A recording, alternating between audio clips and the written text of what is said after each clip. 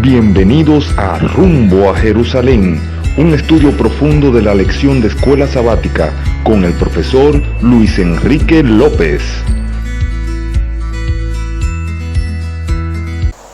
Dios les bendiga, Dios les guarde al iniciar este nuevo estudio para el 15 de junio del 2019. Familias de fe. Familia de fe.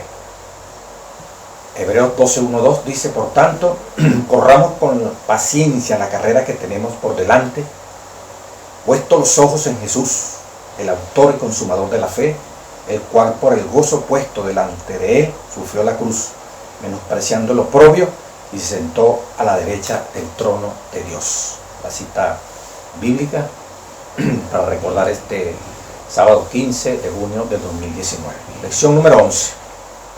Vamos a tratar sobre la cultura, la influencia de la cultura en los seres humanos, en la familia, en la religión, y ejemplos bíblicos como la cultura en un momento determinado ha sido a veces positiva, pero mayormente ha sido de influencia negativa. Definir también lo que es cultura, ya que vamos a hablar de cultura.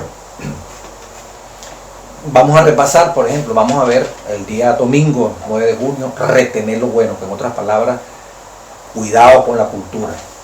Luego, el día lunes, el poder de la cultura en la familia, cómo puede afectar, y ejemplos básicos, cómo en la Biblia la cultura, la influencia de la sociedad ha hecho efecto sobre los seres humanos. Cómo sostener a la familia el martes en tiempos de cambio, tiempos de cambios económicos, sociales, por ejemplo, en otros países, en Venezuela, las migraciones, como tienen que irse a otro país, cómo enfrentar, cómo sostener allí, sostenerse en medio de estos cambios culturales, de comida, manera de hablar, de actuar, etcétera, etcétera. El día miércoles, hacia una fe de primera generación, como algunos principios, como algunos cultivos de principios y de fundamentos se pueden perder de generación en generación, y cómo pueden sostenerse en medio de esta crisis tan tremenda. Y por último, que aspiro que, no porque te tenga que ver todo el video, pero sin embargo le invito a que, porque tocó para la parte del jueves 13 de junio, mensajero del siglo XXI, se va a hablar del Evangelio. Yo quiero presentar algunas connotaciones muy importantes de lo que significa Evangelio, evangelizar, en el contenido etimológico o original de esa palabra. Así que con esta información genérica vamos a comenzar con el estudio de esta tremenda lección, que esperamos que le saque el mayor provecho, usted la pueda compartir, la pueda, si le es de beneficio, que otros también se beneficien con esta información. Si usted le ha sido de beneficio, ¿verdad? Comuníquesela, hay tantos medios para hacerlo, compartir, etcétera, etcétera, expresar su gusto, pues si así usted lo considera, y que esto pueda ayudar a otras personas. Dice, no importa en qué etapa de la introducción de la vida estemos, ni nuestras experiencias pasadas, ni lo que nos depara el futuro, existimos en el contexto de la cultura. Estamos inmersos en una cultura. Nuestros padres, nuestros hijos, nuestro hogar, nuestra familia, incluso nuestra iglesia, todos se ven afectados por la cultura en la que existen, y en forma notable, además. Aunque hubo otros factores, bueno, tantas cosas que pueden ocurrir, factores en juego, el cambio de un mandamiento como el sábado a domingo, el cuarto mandamiento que aparece en la Sagrada Escritura, vamos a ver más adelante, tuvo un impacto la cultura sobre ese cambio, pues. Cosas religiosas, como los griegos han influido en las creencias religiosas, que uno llama la cultura griega, y en el caso, pues, podría mencionárselo en la medida que vamos desarrollando. Las familias cristianas enfrentan desafíos culturales todo el tiempo. A veces las influencias culturales, ya vamos a ver qué cultura, pueden ser buenas, sin embargo la mayoría de las veces la influencia es negativa. Esta semana veremos cómo ser familia de fe en medio de los diferentes ambientes culturales donde usted y a mí me toque movernos. Mientras procuramos ser, en medio de toda esa cultura, irreprensibles, sencillos, hijos de Dios sin mancha, en medio de una generación maligna y perversa, en medio de una cultura perversa y maligna, en el medio de la cual resplandecéis, término presente, como luminares en el mundo. Filipenses 2:15. Mire el desafío. Pero Dios ha prometido, en medio de esto, que yo se lo he dicho en otras lecciones, Cristo vino, Gálatas capítulo 1, versículo 2, murió por los pecados, sí, es correcto, pero ahí dice una definición maravillosa, para salvarnos del presente siglo malo, de esta cultura que cada día no hay valores absolutos, todo está cuestionado, yo creo lo que yo quiera creer, lo que a mí me gusta, entre comillas, y bueno, imagínense ustedes lo que la educación, lo que la medicina, lo que las leyes en las cuales usted y yo estamos inmersos, la economía, todo se mueve dependiendo de la situación que esté presente, y allí usted y yo nos toca movernos, también vamos a cambiar como el camaleón de acuerdo a las condiciones que se están presentando. Si la gente es hipócrita, tenemos que ser hipócritas. Si la gente es mentirosa, tenemos que ser mentirosos. Si la cultura dice que tenemos que vestir de una forma, tenemos que hacerlo. Si los métodos educativos llevan a que tenemos que, ¿verdad?, de permitir todo, que no hay que hacer, o sea, que el niño hay que dejarlo hacer todo, porque es su personalidad, que si la niñita apenas 2 o 3 años ya muestra que si es una niña, pero que ese varón hay que dejarla, que desarrolle el varón que lleva por dentro, y a la hembra hay que dejarla que se desarrolle la hembra que lleve por dentro, porque así los psicólogos, los psiquiatras, los medios de comunicación y los grandes eruditos, así lo plantean. Entonces, que todo el mundo tiene que tener un celular, todos tenemos que tener un celular. Ejemplos así, pues. Un bombardeo continuo. Entonces, ¿cómo enfrentar todo esto? Bueno, como les decía, vamos a tratar el aspecto cultural y su influencia, hasta el Evangelio mismo, como una cultura que hay que impulsar hasta el jueves que vamos a analizar. ¿Qué es cultura? Estamos hablando cultura. Bueno, buscando la etimología de la palabra cultura, viene del latín, compuesta por un sufijo ura, ¿verdad?, resultado de la acción sobre la palabra cultus, cultura, ura, como dice el diccionario etimológico, es un sufijo que indica el resultado de algo sobre la palabra. ¿Cuál palabra? Cultus. Que le suena mucho a culto, ¿verdad? Que tiene que ver con ¿qué? Con cultivo, cultivado. Cultura es algo cultivado. En pocas palabras, es el cultivo del espíritu humano y las facultades intelectuales del hombre. Es el cultivo, con la cultura, una de sus raíces primarias, ¿verdad? El prefijo el sufijo con la palabra cultur, cultus.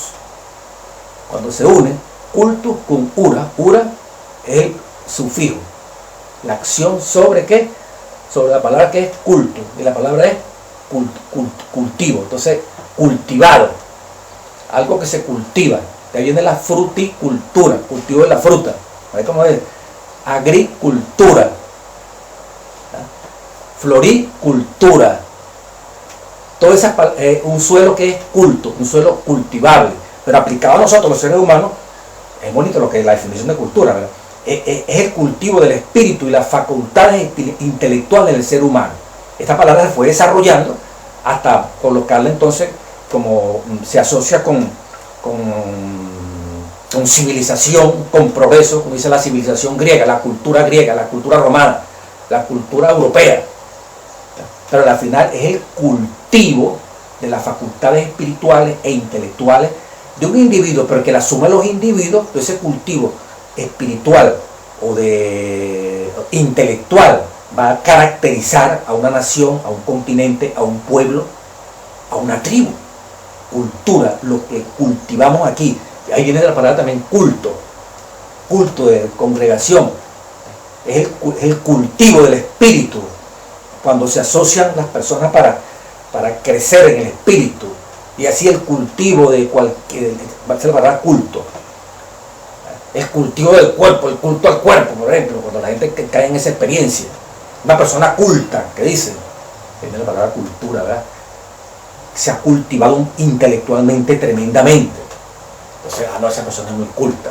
Entonces, cultura es todo este cúmulo de información, de valores, de enseñanzas que hay en una sociedad y que ha sido transmitida de generación en generación, y que en un momento determinado tú y yo estamos inmersos en esa. Entonces hay que discernir a ver qué es lo que conviene y qué es lo que no conviene, para cultivar aquí esta cabeza, para cultivar aquí el espíritu, para cultivar el intelecto. ¿Cómo discernir, verdad? ¿Qué es lo que realmente es la buena semilla que tiene que meterse aquí para que dé un buen fruto? ¿Y qué es la mala semilla? Volvemos otra vez a lo que hemos explicado en anteriores lecciones. ¿Verdad? Hermano mío, el corazón es engañoso. La naturaleza nuestra piensa es con el corazón y no con la razón. La naturaleza nuestra, hermano, no conocemos ni nuestros propios errores. Y los que están ocultos peor, como lo hemos leído aquí también. Entonces hay personas, o decidimos creer y confiar en nosotros mismos, aparte de descartando todo consejo de los demás. Nos consideramos autosuficientes. Bueno, arreglemos la vida. Caminos, Proverbios 14:12. Hay caminos que al hombre le parecen muy perfectos, pero son caminos de muerte. O decidimos que alguien dirija nuestra vida. Porque solo, el hombre no es bueno que el hombre esté solo. El hombre tiene que estar asociado. Y en la multitud de consejeros hay sabiduría, hay victoria. Entonces, o escogemos ese último camino, ¿verdad? Que alguien nos aconseje, que alguien nos oriente, una filosofía, una doctrina, o nos dejamos al propio yo. Y ese propio yo, olvídese, ese yo fue implantado, ese yo fue producto de la influencia cultural, de los cultivos que recibimos en la familia, en el barrio, en la organización, en la universidad, en el trabajo, etcétera, etcétera. O sea que a la hora de la chiquitica, que yo soy yo, no, usted es producto de todo ese cultivo de semillas que le han colocado en la cabeza y que yo también he recibido y que después tengo que buscar la manera de escoger qué es lo que es correcto, pero en base a qué, también a otros patrones, paradigmas que están allí en la sociedad para decidir. Pues. La UNESCO define, la cultura permite al humano, la UNESCO, es la capacidad de reflexión, permite al humano. La cultura permite al humano la capacidad de reflexión sobre sí mismo. Importante, ¿verdad? A través de ella, el hombre discierne valores y busca nuevos significados. La cultura entonces permite al humano la capacidad de reflexión sobre sí mismo. Lo define la UNESCO, allá de las Naciones Unidas. Es importante que es lo que estamos sembrando porque nos va a permitir que reflexionar sobre nosotros mismos. Y a través de eso el hombre discierne valores. Discierne valores. Si no está cultivado, si no introducido, porque no es que nace solito, nosotros vamos a discernir qué es lo bueno y qué es lo malo, y predicciones van a hacer eso. Necesitamos cultivarlo. Este terreno del cerebro hay que cultivarlo. Bueno, así brevemente, no, porque esto tiene mucho en cuanto a la etimología se refiere. Pero con este concepto, entonces vamos a entrar. El día domingo y lunes están muy relacionados. La cultura. Efesios 6:13, quiero retener lo bueno. A medida que el Evangelio circunda al mundo, vamos a definir el Evangelio el día jueves. Quiero que se van a sorprender para muchos, pues, con el significado etimológico en el griego y hasta en el castellano. ¿Cómo se ha llevado el castellano? En el mundo los cristianos se encuentran con diferentes culturas y prácticas, con diferentes culturas, con diferentes cultivos que cada nación ha hecho en sus seres humanos para categorizarlo, para caracterizarlo. El venezolano, el dominicano, el peruano, el norteamericano, el centroamericano, es decir, ya como se engloba, el europeo, el asiático, el africano. O sea, nos ha encasillado y dependiendo de esa categorización, de esa clasificación, ¿verdad? La civilización, y establecen entonces como patrones, fenotipos, característicos, estereotipos de ese tipo de personas de acuerdo dónde nació, dónde se formó. Entonces, claro, los cristianos se encuentran en diferentes culturas y prácticas, muchas de las cuales atañen a las relaciones familiares y sociales, porque ¿quiénes son los que más a cultura? Son seres humanos. Una de las grandes preguntas para los misioneros cristianos es cómo deben relacionarse con las diversas normas culturales sobre muchas cosas, incluyendo las relaciones familiares que podrán resultar personalmente incómodas. Por ejemplo, en Hechos 10, sacan aquí un ejemplo de Cornelio, un romano, y Pedro era un judío, dos diferentes, vamos a decirlo así, nacionalidades. Y sin embargo Dios rompió barreras. En Dios no hay que decir que aquel es romano, que aquel es judío, que aquel es americano, que aquel es no, nada.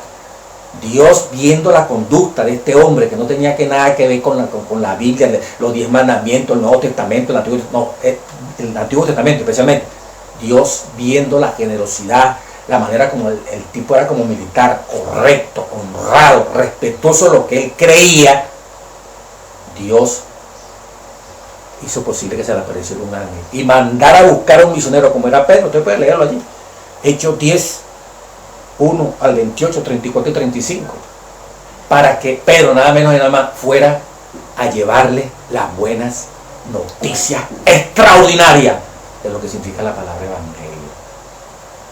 No hay cultura, o sea, allí no hay, como decir, la siembra que tenía Cornelio en su mente, la cultura de principios, valores que tenía Cornelio, necesitaba una nueva siembra, porque ya estaba dando un fruto que ameritaba que colocara una semilla que fortaleciera el cultivo que en su mente él tenía que recibir. Y Dios se movió, ¿no? Entonces, vemos que nuestra necesidad de superar nuestras propias barreras, como dice aquí, y prejuicios, cuando tratamos con otra cultura. Vea el ejemplo bíblico, un judío con un romano, eso no es problema. El cultivo universal de la palabra de Dios es compatible con todas las culturas. Un solo hombre, diferente, capaz de ser luminaria, como lo llamamos en Filipenses 1 que hizo introducción, en este mundo manchado, en este mundo corrompido. Dice, a cada cultura, aunque cada cultura refleja la condición caída de la gente que la compone, claro, cada cultura tiene su propia enseñanza, su propia semilla que ha metido allí en la mente, y eso le permite entonces discernir para él lo que es malo y lo que es bueno, de acuerdo a los ancestros, su familia, la escuela, el medio del que estaba rodeado, lo que lee, lo que ve, lo que oye, los gustos, hasta comidas particulares de un país a otro. Entonces, dependiendo de la naturaleza caída, porque todos tenemos esa naturaleza caída, tenemos esa influencia. La cultura también puede tener creencias compatibles, cosas que son buenas, pero también son cosas que son malas. Al mismo tiempo, la verdad de Dios no debe verse comprometida. La historia eclesiástica lamentablemente muestra el compromiso y la adaptación de las culturas han producido un mosaico de creencias pseudo-cristianas que pretenden ser un cristianismo auténtico. Por ejemplo, en el siglo IV, ya a mediados del siglo IV, el 313 en adelante, el emperador Constantino vio con gran preocupación, ¿verdad?, que el cristianismo no se podía acabar, y para completar, en una de sus batallas le apareció una cruz. Cuando ese hombre vio una cruz, como relatan allí, ¿verdad?, el hombre quedó atónito. Están persiguiendo a los cristianos, pero mire, se me está presentando aquí, esto es Dios que se me manifestó. 303, ese hombre entonces paró la persecución para el imperio romano. Pero tenía dos grandes grupos de seres humanos con cultivos diferentes, hablando religiosamente, con una cultura diferente. Había los que adoraban al sol, a los que adoraban esas deidades paganas, que en aquel caso el dios por excelencia, el dios Mitra, el dios del sol. Y venía el grupo entonces de los cristianos, que no querían saber nada del judaísmo, el que mató a Jesús. Se encriptaron en ese concepto. Y el emperador, viendo que hay estas dos diferentes cultivos, culturas allí espirituales, formas de pensar, formas de actuar, formas de concebir, conocimientos de concebir a Dios, como político al fin, llegó y sacó un decreto: bueno, vamos a parar la persecución. Me conviene que tanto los que creen en dioses paganos como estos que se llaman cristianos apoyen el imperio. Y el tipo sacó en el 321, después del nacimiento de Cristo, un decreto donde dijo: bueno, vamos a hacer una cosa, aquí vamos a establecer un día común para que todos adoren a su Dios, que nos va a unir tanto como a eso que llaman cristianismo, y que a mí me apareció esa cruz y veo que la cosa como que es verdad. Y tanto así que después se bautizó, y tanto es así que fue tanta el agradecimiento porque paró la persecución, que en el concilio de Nicea, el concilio que se hizo la iglesia cristiana en aquel momento, él fue puesto como que el dirigente de un concilio religioso, y era un emperador, bueno, corrompido, etcétera, etcétera. Entonces el Señor llegó y sacó un decreto, una ley: vamos a adorar todos a Dios, pero los quiero todos unidos. Y por excelencia encontró que tanto los cristianos ya venían adorando, después que dejaron el mandamiento del cuarto mandamiento del sábado, ya venían adorando el domingo, porque le sacaban el cuerpo a los judíos, que eran los que guardaban el sábado en su creencia. El domingo como día de reposo universal para todo el imperio. Voy a decretar. Entonces los que adoraban a Mitra, que adoraban en el día del sol, como dicen en inglés, Sunday, el día del sol, y en alemán también, el día del sol. Ah, bueno, contentos, pues. Y los cristianos también contentos, pues. Entonces, la influencia del imperio, la influencia en aquel momento, donde mayoritariamente la gente era mitraísta, la gente creía en ese asunto, el emperador lo utilizó como un medio de ganarse la confianza y de unificar a las religiones de aquel momento para darle estabilidad al imperio. Entonces, eso la iglesia lo aceptó, lo asimiló y lo celebró. Lo que llama un sincretismo. Comenzaron a mezclarse cosas paganas con cosas de la iglesia. Por ejemplo, que Cristo nació el 24 de diciembre. Esa es la misma forma que se decía en la época de Constantino, del Imperio Romano, que Mitra nació de 24 para 25 de diciembre. El dios Sol, Mitra, el 21 de diciembre, que es el solsticio de invierno, el día más oscuro, pues que el sol se mete más temprano. Los antiguos pensaban que el sol se iba a apagar, y ya de 25, 26 de diciembre en adelante, entonces celebraban que nació el dios de la luz. Entonces, quien nació realmente el 24 de diciembre fue Mitra. Por eso hasta el mismo Papa dice, que los papas dicen, y la Iglesia Católica no hay una fecha exacta del nacimiento de Jesucristo. Pasa que se agarra por tradición, el sincretismo, pues, para aquel poco de gente que estaba creyendo en Mitra, que adoraba en domingo, entonces, bueno, y Mitra nació el 24 o 25 de diciembre, vamos a poner que Cristo también nació en esa fecha.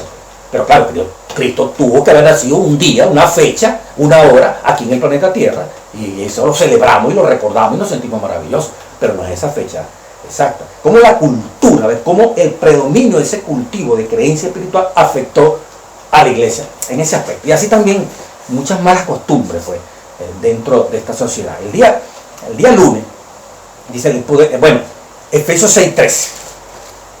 O sea, ¿cómo hacer esto en medio de este poco de cosas? Efesios 6, versículo 13. Fíjate cómo dice la palabra de Dios. Por tanto, tomad toda la armadura de Dios. Usted cristiano que nosotros estamos sometidos a todo este bombardeo, para poder resistir en el día malo. El día, hermano, cuando fructifiquen, cuando abunden toda esta cantidad de conocimientos y propuestas para trastocar nuestra vida. Y se lanzan con sentido positivo. Por tanto, tomad toda la armadura de Dios para que podáis resistir en el día malo, y habiendo acabado todo, está firme. Está pues firme, ceñido vuestro lomo con la verdad y vestido con la coraza de la justicia, calzados los pies con el apresto del evangelio de la paz. Sobre todo, tomad el escudo del afecto. Sigue leyendo. Es como vestido de un soldado romano, con una identificación propia, vestido, cultivado metafóricamente desde la cabeza hasta los pies, con las buenas nuevas, con esa noticia espectacular, con ese poder transformador que es Cristo Jesús, para que en medio de toda la influencia cultural, en medio de todas las propuestas para sembrar, para cultivarte en un estilo de vida, ya tú tienes un estilo de vida que lo definió Dios, porque tú y yo aceptamos que Él nos escogiera. ¿Ves? Los cambios que puedan ocurrir allí, en toda esa cultura, los evaluamos. ¿Te conviene un cambio? Ah, bueno, maravilloso. Mire, que cada vez se sustituye más el consumo de carne y se está comprobando que la carne produce esto y esto y esto. Ah, es bueno, ese es bueno, porque Adán y Eva no consumían carne al principio, y en el cielo no se va a consumir carne. Ah, te me parece maravilloso, ¿verdad? Ahora, esa nueva tendencia que está corriendo, para colocar un ejemplo, pues. Que sale que una moda que allí, que una falda larga, que aquí, falda larga me refiero a después bajo la rodilla, aquí, que para allá, y se convierte en moda. Ah, bueno, para un cristiano, maravilloso. Se puede adoptar, porque al revés, no, que la falda cada vez más arriba y cada vez mostrar. No, tenemos que abstenernos. Pero hay cosas que son positivas, que vamos a orar, y vamos a toda la iglesia, que la oren, y nos hacen bueno, vamos a orar por todo lo que es, para que se sostengan las instituciones que Dios ha establecido, el matrimonio, la familia. Amén, gloria a Dios. Pero la cultura es terrible. La influencia cultural en los seres humanos es tremenda. Por eso Deuteronomio 18:9. No puedo dejar de pasar este tema. Mire como Dios sabía que la cultura de las naciones, las culturas que difieren de lo que Dios está sembrando, de la cultura que proviene de Dios, hermano, el enemigo, el que esté en contra de no seguir la cosa de Dios, va a tratar de arruinarlo. Deuteronomio 18, versículo 9 dice, cuando se les presenta, cuando vayan a la tierra prometida que Dios le va a dar, dice, cuando entres a la tierra, Deuteronomio 18:9, que Jehová tu Dios te da, no aprenderás a hacer según las abominaciones de aquellas naciones. No aprenderás a hacer según las abominaciones de aquellas naciones. No se ha hallado en ti alguien que haga pasar su hija por fuego, ni quien practique la adivinación, ni agorero, ni sortilegio, ni hechicero, ni encantador, ni adivino, ni quien consulta a los muertos. Porque es abominación para con Jehová cualquiera que hace estas cosas. Y por estas abominaciones Jehová tu Dios echa estas naciones delante de ti. Perfecto serás delante de Jehová tu Dios. Porque estas naciones que vas a heredar a agoreros y a divinos, oye, mas a ti no te ha permitido esto Jehová tu Dios. Esas naciones donde tú vas, tu hermano que estás migrando, puedes encontrarte con situaciones horribles en esas naciones, pero Dios ha puesto principios y valores que no varían, que no cambian, que es la parte también, ya me está allí, pero la parte del miércoles. Jesucristo es el mismo de ayer, de hoy y de siempre, Hebreos 13:8. Entonces estamos expuestos, ¿verdad?, a que cambiemos, a que transformemos el cultivo de la semilla que Dios ha puesto aquí en la cabeza. Y de allí entonces Dios le dice a su pueblo, previendo cuando entren en la tierra que Él les ha prometido. ¿Qué le dice Dios? Cuidado con tomar práctica. Allí consultan a los muertos, echan cartas, fuman tabaco, creen en las estrellas. Cuidado, pueden afectarte, pueden influir de tal manera que arruinen tu vida. Por ejemplo, en Génesis, aquí pasa el 16:1-3, Agar. Abraham llega y se casa. Su esposa permite, porque está deseoso que la promesa que Dios le ha prometido, un hijo viene el día, que se case con la sierva de su esposa, llamada Agar. ¿Y qué trascendencia tuvo eso? Dos culturas ahí se mezclaron. Agar no tiene nada que ver con el pueblo de Abraham. Era una sierva de otra nación. Hermano, de Agar vinieron los ismaelitas, un pueblo peleador fuertemente por excelencia, y que los mismos árabes reconocen, de ahí viene su descendencia, Ismael. 2. Génesis 35:1-4. Jacob manda quitar los dioses ajenos, limpiar, cambiar de vestido. Se quitaron, los zarcillos, después que hubo esa idolatría en el Sinaí. O sea, después que el pueblo se ha como pervertido. Vamos a buscarlo. Génesis 35, palabra de Dios. No hay cambio, se traen cosas como si se heredaran. Génesis 35. Dios bendice a Jacob en Betel. Dijo Dios, versículo 1, Jacob, levántate y sube a Betel y quédate allí. Y haz allí un altar de Dios que te apareció cuando huías de tu hermano Esaú. Entonces Jacob dijo a tu familia y a todos los que con él estaban, quitad los dioses ajenos de otras culturas que habían aprendido, que hay entre vosotros, limpiados y mudad vuestros vestidos, y levantémonos y subamos a Betel, y haré allí altar a Dios, al Dios que me respondió en el día de mi angustia, y ha estado conmigo en el camino que he andado. Así dieron a Jacob todos los dioses ajenos, mire que cargaba la familia de Jacob por la cultura de Babilonia donde venían.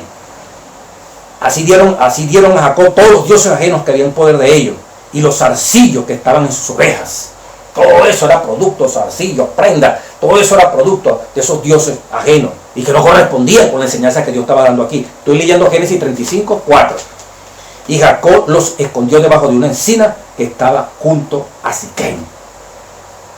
Y salieron, y el terror de Dios estuvo sobre las ciudades que habían en sus alrededores, y no persiguieron a los hijos de Jacob. O sea, la bendición de Dios vino después de ese acto de consagración que implicaba desligarse de todo el sembradío, de toda esa cultura, ¿verdad?, de Babilonia, toda esa cultura fuera de lo que Dios estaba creando allí, el pueblo de Dios. Bueno, los recogió así, pero en un acto de consagración no podían estar esas semillas ahí dañando. Pues. Esdras 10. Se casaron con un poco de mujeres extranjeras. Bueno, aquí hay que romper esa relación con esas mujeres extranjeras. Salomón, bueno, amó a muchas mujeres, pues, hasta como dice en Primera de Reyes 11:1. Muchas mujeres, y hasta la misma hija del faraón fue mujer de él. Y esto arruinó prácticamente la vida de Faraón. Esto lo llevó a una desgracia, esas mezclas culturales. Mire, los judíos en Esdras y Nehemías, la posición que tomó Dios de que tenían que separarse esas mujeres extranjeras y que se fueran con los hijos que habían concebido, separar eso con Esdras y con Nehemías. De ahí en adelante el pueblo judío repudió el establecer lazos con otra raza. Hasta hoy. Indudablemente no estoy diciendo que nosotros vamos a practicar eso, pero fue tanto la abominación que le agarraron estarse mezclando. Espiritualmente diría que yo, que soy cristiano, ¿verdad?, me mezcle con una persona de mi país, para que usted vea la trascendencia, pero que no cree en Dios, y me case con esa persona siendo yo un cristiano. Ideológicamente son dos culturas. ¿Cómo no entiende la luz con la tiniebla?, dice Jesús. No pueden unidos en yugo desigual. Tienen que, el cultivo, la cultura, la formación espiritual, tiene que ser compartida. El novio, la novia, el esposo, la esposa. Porque el fruto que viene son los hijos. Y no pueden ser dos culturas, dos cultivos. El papá que no tiene nada que ver con Dios, la mamá que no tiene nada, o al revés, la mamá que no tiene nada que ver con Dios y el hombre sí. Entonces esto afecta. Debiera haber también un repudio. Dios se encarga de proveer espiritualmente lo que es para ti y lo que es para mí en el campo humano. Amigo, esposa, novio. Pero tenemos que discernir, tenemos que estar culturalmente bien formados, creer en las promesas que Dios establece. Ninguno de nosotros, dice, vive en el vacío. Todos nosotros y nuestra familia nos vemos influenciados por la cultura en que vivimos. Nuestra responsabilidad como cristianos es vivir dentro de nuestra cultura lo mejor que podamos, conservando lo que está en armonía con nuestra fe, dice la parte final del día lunes, ¿verdad?, y evitando lo más posible lo que entre en conflicto con esa fe. Amén. Habla de Dios, ¿verdad? Quiero que vean este ejemplo ahora, que también tiene que ver con la parte ahora, cómo sostenernos, ¿verdad?, en medio de estos cambios culturales. Martes 11, cómo sostenerse a la familia en los tiempos de cambio. En el libro Conflicto y Valor, martes 9 de marzo, dice: al llegar a Egipto, José fue vendido a Potifar, jefe de la Guardia Real, a cuyo servicio permaneció durante 10 años. Allí estuvo expuesto a tentaciones extraordinarias. Estaba en medio de la idolatría. Miren a José, sus hermanos primero intentaron matarlo y luego, bueno, se desistió de ese plan, lo vendieron, jovencito, a los madianitas. Esto lo llevaron allá a Egipto. Hermano, el hombre no conocía. Allí no había iglesia, allí no había influencia judía, allí nada. Allí lo que había era una idolatría terrible. Y el pobre muchacho jovencito traumatizado también, que lo arrancaron de su familia, su propia familia. Imagínense usted el conflicto que ese hombre pudiera haber, muchacho, en su cabeza. Pero vamos a ver, lo sigue diciendo aquí. Expuesto a tentaciones extraordinarias, estaba en medio de la idolatría, la adoración de dioses falsos, estaba rodeada de toda la pompa que le rodeaba. Imagínense usted, por todas partes dioses falsos. Sostenida por la riqueza y la cultura de la nación más altamente civilizada en aquel tiempo. La cultura de esa nación, la más fuerte de aquel tiempo. No obstante, José conservó su sencillez y fidelidad a Dios. Las escenas y la seducción del vicio circundaban por todas partes. El vicio, el sexo, el aguardiente, el cigarro, o sea, en todas sus formas, o sea, cosas terribles que practicaban la gente de Egipto. Ahí estaban frente a sus ojos, y siendo un joven, o sea, se va a corromper, se lo va a comer los tigres. No, hermano mío. Las escenas de seducción y del vicio le circundaban por todas partes, pero él permaneció como quien no veía ni oía. Permitió que sus pensamientos se detuvieran en asuntos prohibidos. ¿Sabe? Cuando la mujer día a día le decía, la esposa de Potifar, a donde fue vendido, le pedía que se acostara con él. Día a día le decía, dice la palabra de Dios. Y finalmente la mujer dijo: no, lo voy a meter en el cuarto conmigo, parafraseando. ¿Y qué ocurrió? José se desprendió de esa mujer. Dijo: ¿cómo haré yo tan grande cosa y pecaré contra mi Dios? Pensó fue en Dios, hermano. No en las consecuencias que me van a botar el trabajo que era decir Potifar. No, Dios, no te puedo quedar mal. Y huyó. Entonces, para completar, la mujer comienza a gritar y le echan la culpa que el hombre que la quería violar. Entonces, lo metieron preso. Pero claro, merecía la pena de muerte, pero Potifar no estaba convencido que ese hombre tan fiel, José, hubiera hecho eso con su esposa. Lo mandó a meter preso. Y después de preso, agarró liderazgo. Y después fue que llegó a casi después del faraón vino él. Pero mire todo el proceso, esa cultura terrible, perversa, sexualmente corrompida, y este muchacho vino fino, pues, como quien no veía ni no permitió que sus pensamientos se detuvieran en asuntos prohibidos. El deseo de ganarse el favor de los egipcios no pudo inducirle a ocultar sus principios. Si hubiera tratado de hacer esto, habría sido vencido por la tentación, pero no se avergonzó de la religión de sus padres. No hizo ningún esfuerzo por esconder el hecho que adoraba a Jehová. La confianza de Potifar a José aumentaba diariamente y por fin le ascendió a mayordomo con dominio completo sobre todas sus posesiones. Ejemplo, ¿verdad? De este muchacho joven expuesto a todo este poco de rollo, a estas dificultades tremendas. Vamos a ver otro ejemplo.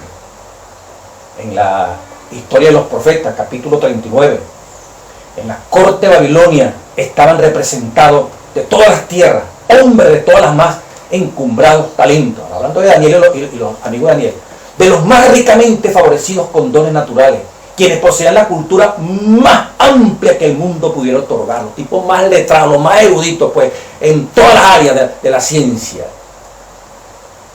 Qué tremendo, quienes poseían la cultura más amplia que el mundo pudiera otorgar. Y sin embargo, los jóvenes hebreos que no tenían parte entre todos ellos, en fuerza, belleza física, en vigor mental y realizaciones literales, no tenían rivales. El porte erguido, el paso firme, elástico, el rostro hermoso, los sentidos agudos, el aliento no contaminado, todas estas cosas eran otros tantos certificados de sus buenos hábitos, insignia de la nobleza con que la naturaleza honra a los que obedecen sus leyes, insignias reales de que estaban bien preparados, de que estaban bien culturizados, de que estaban bien sembrados en los principios de nuestro Dios. Qué maravilloso esto, ¿verdad? Qué maravilloso. Termino con esto. La historia de los profetas, los profetas y reyes, capítulo 39, otra vez. Los nombres de Daniel y su compañero fueron cambiados por otros que conmemoraban divinidades caldeas. Los padres hebreos solían dar a sus hijos nombres que tenían gran significado. Con frecuencia expresaban en ellos los rasgos de carácter que deseaban ver desarrollados en sus hijos. El príncipe encargado de los jóvenes cautivos puso a Daniel, Belsasar, a Ananías, Sadrach, a Misael, Mesac y a Azarías Abednego. El rey no obligó a los jóvenes hebreos a que renunciaran a su fe para ser los idólatras, sino que esperaba obtener esto gradualmente. ¿Cómo? Dándole nombres que expresaban sentimientos de idolatría. Cada cambio de ese nombre, ¿verdad?, de Daniel a Belsasar, tenía que ver con pensamientos idolátricos. Entonces llamaron a Daniel. No, lo llamaba con un pensamiento. Mira, el que está con el dios Sol, el que está con el dios Luna, o sea, cada uno de los nombres que hay muchas opiniones, pero en forma general expresan un sentimiento de idolatría para que los muchachos se volvieran idólatras. Hermano, dándoles nombres que expresaban sentimiento de idolatría, poniéndole en trato íntimo con costumbres idólatras y bajo la influencia de ritos seductores de culto. Mire toda la influencia terrible de esos muchachos, un país extranjero. Daniel fue arrancado de la familia judía, una invasión allí en Nabucodonosor, y lo trajeron ese pobre muchacho, ¿verdad?, caminando por el desierto. Llegó a Babilonia, casi como José, pero este es más abrupto allí, cautivo, preso, bueno, similar. No había un padre pendiente de él, no había un pastor pendiente de él, un sacerdote pendiente de él. Es la creencia que la madre le puso aquí en el corazón. No se torcieron esos muchachos, como dice aquí. Y bajo la influencia de los ritos seductores del culto pagano, esperaban inducirlos a renunciar a la religión de su nación y a participar en el culto babilónico. Se quedaron con los crespos hechos, como dice uno. No pudieron, porque tuvieron un hogar, tuvieron una familia. No importa si tu hijo va a una universidad allá en el extranjero y es muy corrompida, después tiene que ir por X, Y circunstancias. No hay otra. Si está bien sembrado, hermano, no se va a contaminar. Jesucristo se crió, chico, en un barrio que era la zona roja. Era horrible, Nazaret. Y los teólogos, hay relato bíblico que dice que se preguntaba, ¿y saldrá algo bueno ahí de Nazaret? Ponte tú en el barrio, urbanización más dañada que puede haber donde tú vives. ¿Y saldrá algo bueno allí? Sí, allí se crió Jesucristo. Y no se contaminó, se mantuvo firme, gracias a una Virgen María, gracias a una mujer que dedicó tiempo. Moisés, chiquitico, tuvieron para que se salvara, lo lanzaron allí al río y paró en manos de la princesa ya del faraón, de las princesas del faraón. Pero Dios permitió, ¿verdad?, que lo crearan prácticamente hasta los 12 años, la mamá, y allí sembró, y el muchacho creció, Moisés, bajo toda la influencia poderosa del imperio más grande en aquel momento que era Egipto.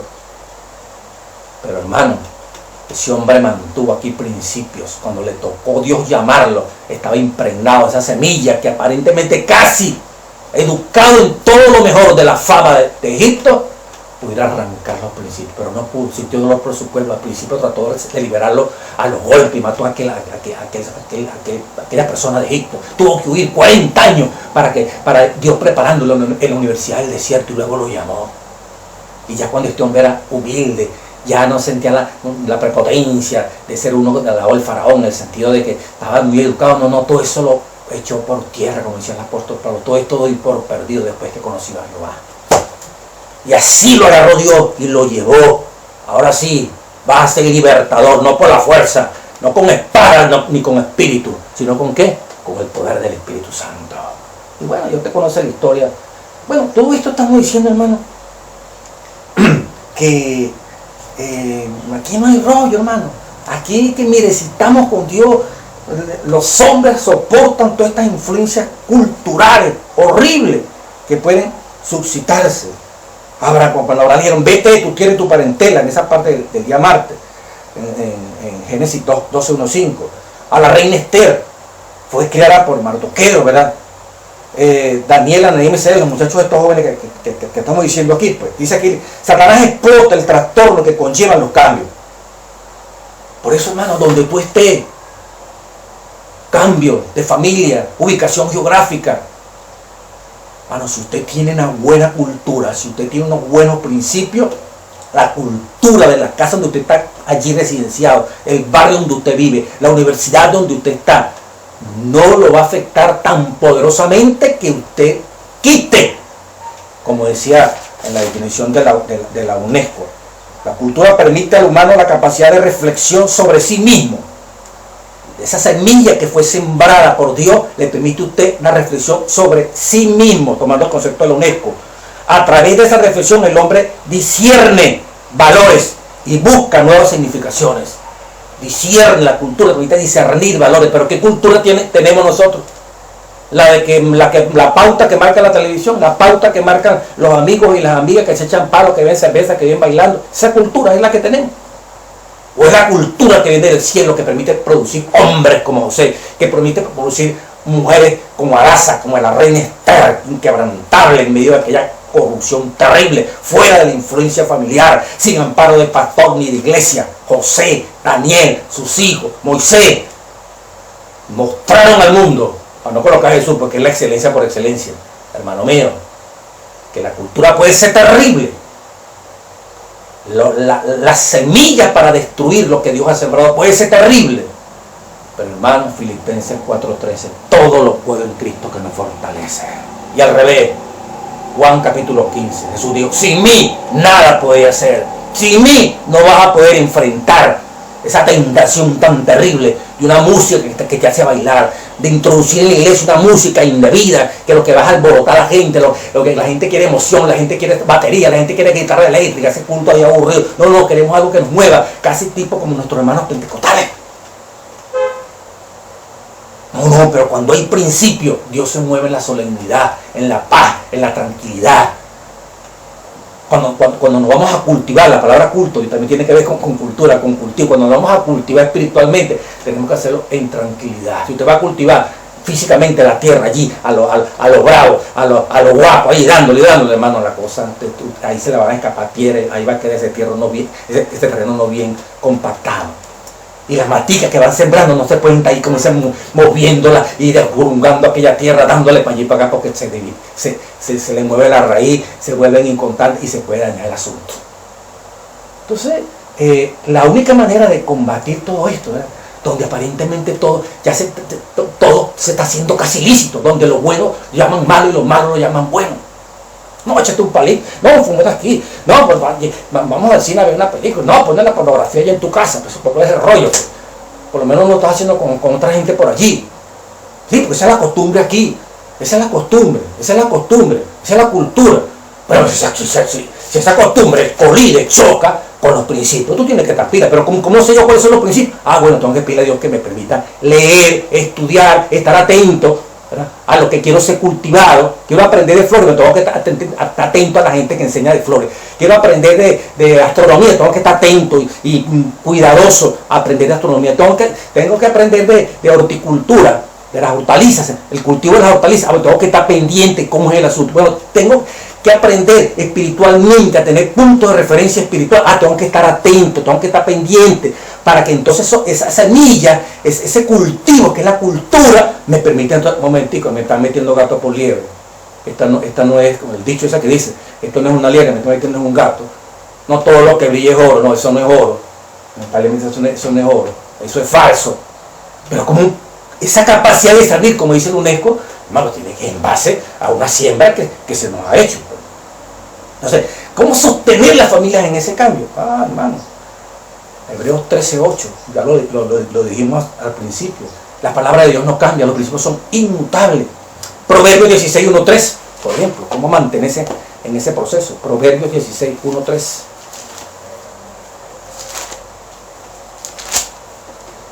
Del hombre son las disposiciones del corazón, mas de Jehová es la respuesta de la lengua.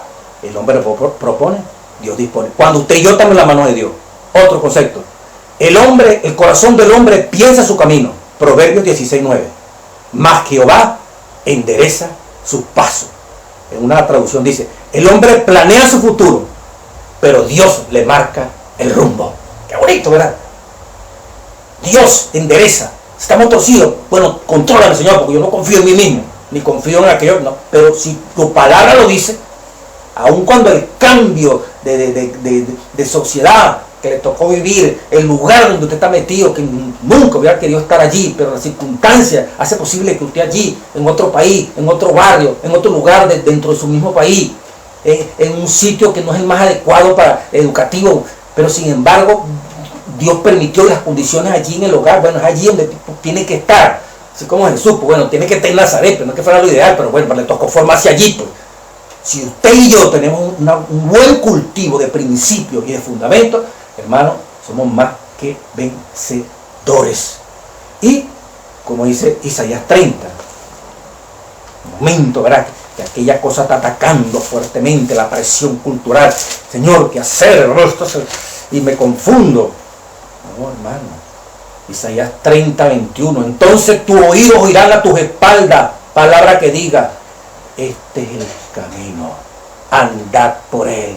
No echéis ni a la mano derecha, ni torzáis a la mano izquierda. Dios mismo va a dirigir, Dios mismo va a conducir. Isaías, ¿qué?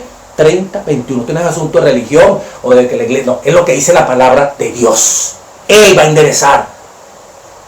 Pareciera que no, Él tiene un propósito con lo que está anunciando allí. Hermano, hay que preservar los principios. Hay que preservar los principios. Génesis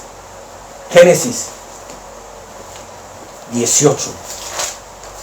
Quiero leerle esto y luego, llegando ya al final, el tiempo se nos está acabando. Jehová dijo, Génesis 18:17, ¿encubriré yo a Abraham lo que voy a hacer? Habiendo de ser Abraham una nación grande y fuerte, y habiendo de ser bendita en él todas las naciones de la tierra. No puedo encubrir a ese hombre el plan que yo tengo con él. Versículo 19, pero ¿cómo tú confías tanto en Dios? Porque yo sé, Génesis 18:19, que mandará a sus hijos y a su casa después de sí, que guarden el camino de Jehová, haciendo justicia y juicio, para que haga venir Jehová sobre Abraham lo que ha hablado acerca de él.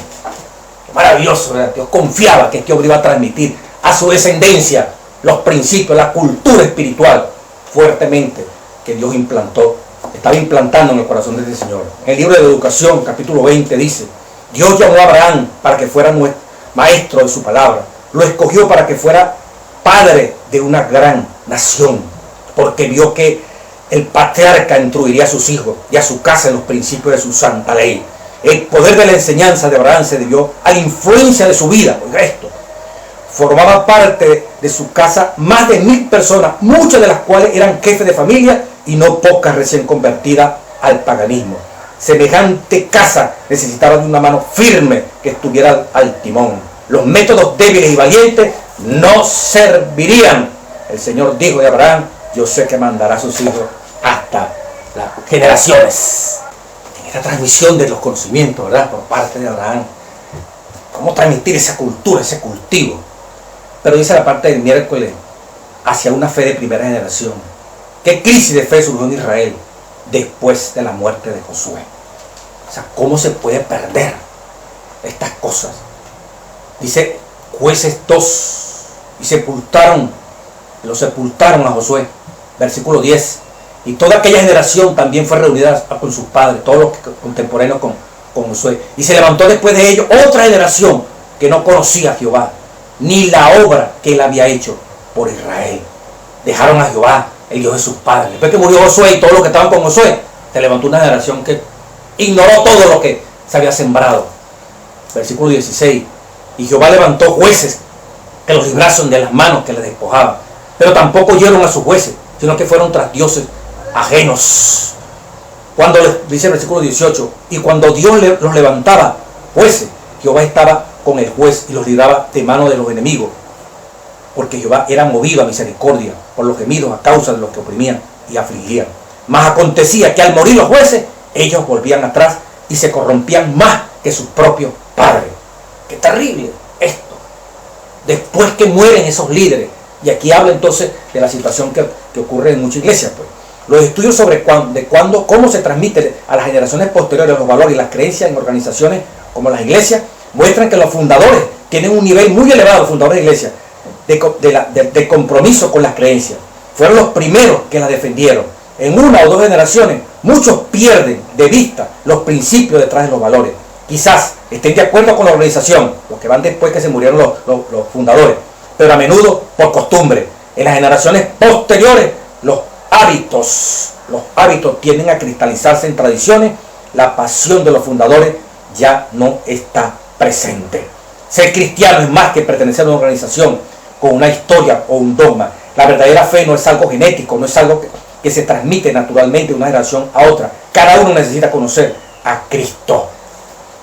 ¿Por qué? Porque fíjense, murió Josué, Dios levantaba jueces y después que se morían los fieles, volvían a caer. ¿Qué indica esto? Que era por temor. No permitían que la naturaleza caída fuera dominada por el poder del Espíritu Santo. Y esto traía como consecuencia que lamentablemente se iba el dirigente y comenzaban y seguían en pecado. Qué importante sembrar bien estas cosas maravillosas de la palabra de Dios, como principios rectores, como cultura que va a guiar nuestra vida. Finalmente, hermano, mensajero del siglo XX. En su popular paráfrasis, la Biblia, Eugene Peterson dice que utiliza mensaje cada vez que aparece la palabra bíblica evangelio, las buenas nuevas sobre Jesús. Las buenas nuevas, la primera fue la gran resurrección, pero quiero resumirle esto que es interesante. Cuando buscamos lo que significa la palabra evangelio, está formada por dos partes. Eu, ¿verdad? En el griego, eu, dos partes, tiene dos raíces. Eu significa bueno y angelium. Evangelium. Eu significa bueno y angelium, mensaje a noticia. Pues dice buena noticia. Angelium tiene que ver con mensaje y noticia. De angelium, ahí también tenía la palabra ángel. Ángel, que son mensajeros. Pero bueno, eu es buena o bueno. Y angelium, que es la otra parte de evangelium, es la palabra completa, que significa angelium, noticia o mensaje. Pero no es una buena noticia cualquiera, porque la palabra eu también se va a derivar de un verbo en griego, eurisco, y de eurisco sale la palabra eureka.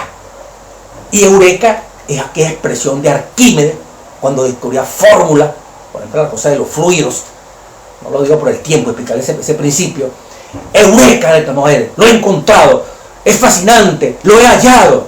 O sea que buena no es buena por una buena más, es que es algo sorprendente, es que es algo extraordinario, lo encontré, lo hallé. Eureka, dijo Arquímedes.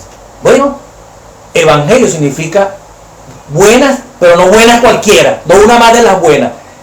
Tiene que ver con el verbo eurisco, que tiene que ver con eureka, no es la palabra eureka, una exclamación de admiración porque se encontró, porque se halló, porque después de tanta insistencia buscar algo lo encontré. Las buenas, es bueno porque es maravilloso. En el Antiguo Testamento, en Isaías 61 dice, no existe la palabra evangelio, pero el significado sí, las buenas nuevas de salvación. ¿Cuáles fueron las buenas nuevas? Las buenas nuevas de que venía el reino de Jesucristo. Y en Lucas 4:18, cuando Cristo se levantó a leer, utilizó 61. Veo aquí están las buenas nuevas que Isaías estaba profetizando. Tremenda noticia espectacular. Llegó el Mesías después de tantos centenas de años esperándole. Las buenas nuevas de salvación. Por eso, buenas nuevas. O sea, buena pero profunda, espectacular. Qué maravilloso, ¿no? cuando se entiende lo que es la palabra evangelio. No es buenas nuevas cualquiera. Esto es excepcional. Esto es maravilloso. Las buenas nuevas. Las buenas de las buenas. Se encontró algo maravilloso. Podemos decir. Son los evangelios también. Los 4 libros del evangelio. Pero también significa presentar a Jesús. Presentar esa noticia de Jesús con la fuerza suficiente de cambiar la vida de quien recibe esa noticia. Hemos conseguido el que resucita. Hemos conseguido el que va a inaugurar una nueva era en esta tierra. Así como cuando Arquímedes descubrió los principios que tienen que ver con los líquidos y estos asuntos. ¡Eureka! Maravilloso Cristo. El que puede cambiar la historia de Arquímedes con ese descubrimiento. Este evangelio es el transmitir esa noticia que cambia el mundo. Esa noticia que es Cristo, que rompe atadura, que rompe cualquier vicio y transformó la historia en antes y después, y que es capaz de transformar tu historia en un antes y después. Eso es lo que significa la palabra evangelio. Cuando se recibe esa noticia de Jesús, la vida no puede seguir siendo la misma. Ocurre una transformación espectacular. Hermano, es usted y yo evangelio. Soy una noticia grande, poderosa. Tu presencia y mi presencia en tu barrio, en mi barrio. O soy, sí, ahí vive fulano, uno más del montón. Cuando presentamos a ese Cristo como evangelista, que estamos evangelizando, estamos llevando esa información, esa gran noticia de liberación, esa gran noticia que cambió el mundo, esa gran noticia que ha cambiado mi vida. ¡Eureka! Lo encontré. Hermano mío, que te traigo lo espectacular, lo que tú vas a tener, va a cambiar, va a transformar toda tu vida. Ese es el evangelio. Eso es lo que significa la palabra evangelio. Eso es lo que significa evangelizar. Somos evangelios nosotros. Y realmente estamos predicando ese evangelio tal como se dice aquí. Hermano, qué maravilloso cuando estas cosas impactan, transforman y son capaces, en medio de la cultura que tú te encuentres. Esto es más poderoso. Esto es lo que, toda esa penetración de afuera para modificar los cultivos espirituales que tu familia, que la iglesia, que tú has recibido de Dios, no van a ser modificados nunca. Mientras tú y yo alimentemos con la palabra, con la oración, con el ayuno, con el servicio, esa semilla, de esa cultura, de esa realeza divina que Dios está preparando en esta tierra. Que esta lección fortalezca, ayude tu vida y ayude mi vida. Y si fue de gran beneficio, transmítela, compártela con otras personas, de tal manera que ellos también puedan sentir lo que implica tener una cultura inconmovible, que no muta, frente a un mundo que tiene culturas que mutan y que cambian, y que tú y yo podemos ser preservados para ser inmutables. El mismo Jesucristo de ayer, de hoy y de siempre, en ti y en mí, hacia la Canaán celestial. Por lo tanto, rumbo a Jerusalén. Dios te bendiga y Dios te guarde. Y la próxima lección 12, ¿qué han visto en tu casa? Esperamos que continuemos con esos estudios. Dios le bendiga, Dios le guarde.